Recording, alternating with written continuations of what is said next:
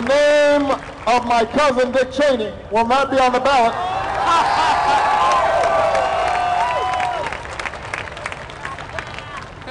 That was really embarrassing when that news broke.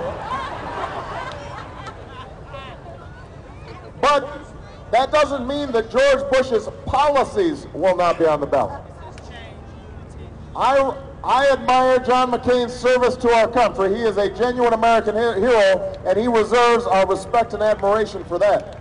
But John McCain has decided to run for George Bush's third term, and we cannot have George Bush and his ideas still in the White House after this next election. Disgusting. We can't afford Katrina incompetence. We can't afford warrantless wiretaps. We can't afford tax policies that are skewed toward the wealthiest Americans while ordinary Americans are struggling. You know, John McCain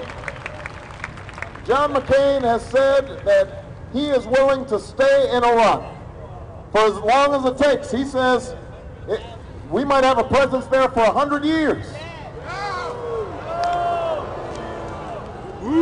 I don't know about you, but I don't think that's a way to make America safe.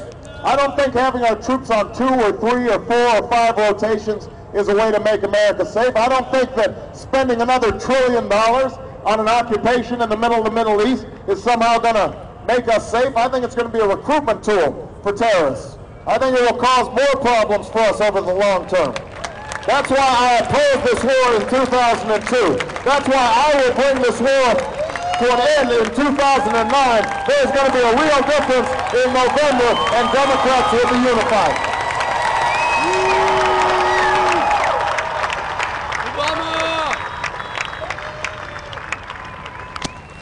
John McCain was quoted the other day as saying he had looked over George Bush's economic policies, and he thought that we had made great progress. That's a direct quote. I don't know who he was talking to. I know he wasn't talking to the hundreds of thousands of people who have already lost their jobs since the beginning of this year.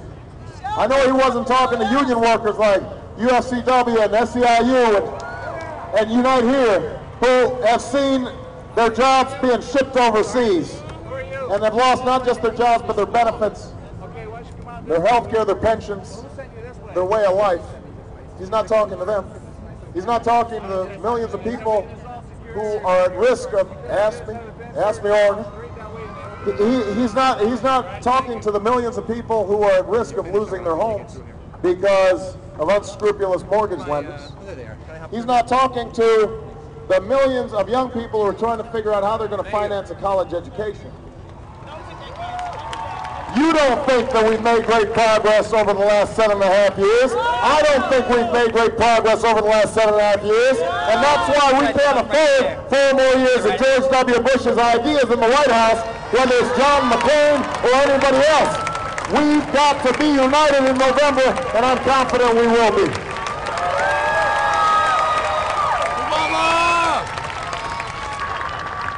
But if we're honest with ourselves, I love you back.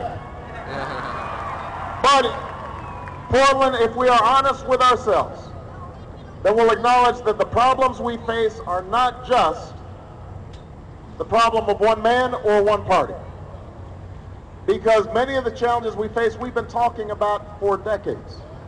We've been talking about health care reform for decades now, through Democratic and Republican administrations, and yet year after year, nothing changes. Why is that?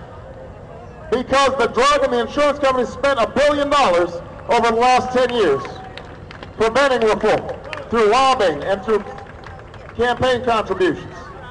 So if we're going to bring about universal health care that both myself and Senator Clinton have talked about, we've got to change how business is done in Washington. Otherwise, you're going to keep on tinkering around the edges, but ordinary families are still going to struggle. The same is true on energy. Look at this beautiful day here in Oregon. We've been hearing for years that unless we reduce our dependence on fossil fuels, unless we control the emission of greenhouse gases into the atmosphere, that we are threatening this fragile planet of ours. We want to pass this on to our children. I want my daughters that you just saw to be able to bring their children and look at this gorgeous scene. I want them to be able to enjoy Oregon the same way that all of you enjoy Oregon, but we're not going to be able to do it if we've got the oil companies setting the agenda for energy policy. I mean, we've been talking about energy since 1970s, and yet the only thing that's changed is we actually import more oil from foreign countries, many of them hostile. ExxonMobil made $11 billion 2 consecutive quarters, and you're paying $3.75 at the pump. And when George Bush decided to formulate energy policy, he assigned it to Dick Cheney, and Cheney met with the environmental groups once. He met with the renewable energy groups once. He met with the oil and gas companies 40 times. 40 times. So is it any wonder then that the laws coming out of Washington are very good for ExxonMobil, they're not so good for you? We cannot change our energy policy unless we change how business is done in Washington. And that has been at the heart of this campaign. At the beginning of this campaign, we said a conventional textbook Washington campaign just won't do. Reading polls because we're worried about what the Republicans say about us, that just won't do. Trying to calibrate and calculate every single step that you take just won't do. The Democratic Party, the party of Jefferson and Jackson, the party of Roosevelt and Kennedy, has always been at its best when we led not with calculation but with conviction, not with polls but with principles. When we summoned the entire nation to a common purpose, a higher purpose.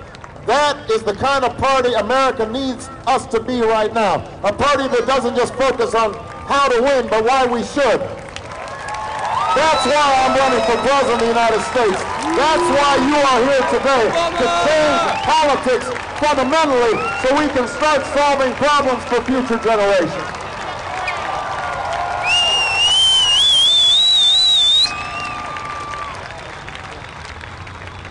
Now, there are 2 specific things that we're going to have to do.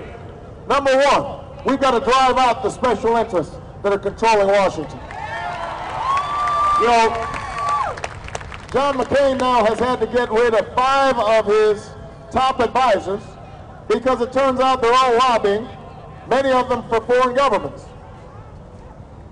That's because he practices the same kind of politics that we've grown accustomed to in Washington. When I decided to run this campaign, the first thing we said was, we're not going to take money from PACs, we're not going to take money from federal registered lobbyists, because we want to be accountable to the American people. And that's why you can have some confidence. We can go ahead and tell the lobbyists in Washington their days of setting the agenda are over.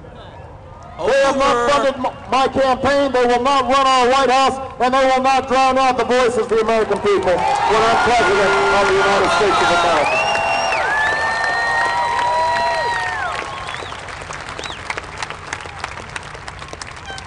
That's step number 1, reclaiming the government for the people.